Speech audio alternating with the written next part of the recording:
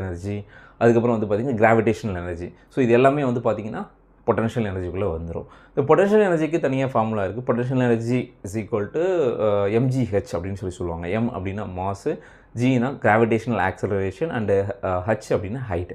So potential energy P is equal to, அதாவது P இல்லை energy E is equal to EP அப்படின்வாங்க. Potential எனர்ஜின்றதால E கீழே வந்து P, EP is equal to mgh. So mass into gravitational acceleration into height. Okay, so இப்போ potential எனர்ஜியில் first நம்ம என்ன பார்க்க போகிறோம் அப்படின்னா, ஃபஸ்ட்டு வந்து கெமிக்கல் எனர்ஜி. ஸோ கெமிக்கல் எனர்ஜினா ஒன்றுமே இல்லை. ஸோ அது வந்து பார்த்திங்கன்னா it's bonds of atom and molecules. So அதில் தான் வந்து அந்த எனர்ஜி எல்லாமே ஸ்டோர் ஆகிருக்கும். ஸ்டோர் ஆகிருக்கும். எப்போ வந்து கெமிக்கல் ரியாக்ஷன் எப்போ அதுக்குள்ளே நடக்குதோ அப்போ வந்து ஹீட்டாக வந்து ரிலீஸ் ஆகும். ஸோ அதுதான் வந்து நம்ம கெமிக்கல் எனர்ஜி அப்படின்னு சொல்கிறோம். இந்த கெமிக்கல் எனர்ஜி வந்து பார்த்திங்க அப்படின்னா இது வந்து ஜென்ரலாக வேறு கெமிக்கல் ரியாக்ஷனுக்கு ஏற்ற மாதிரி ஒரு சிலதெல்லாம் மாறும்.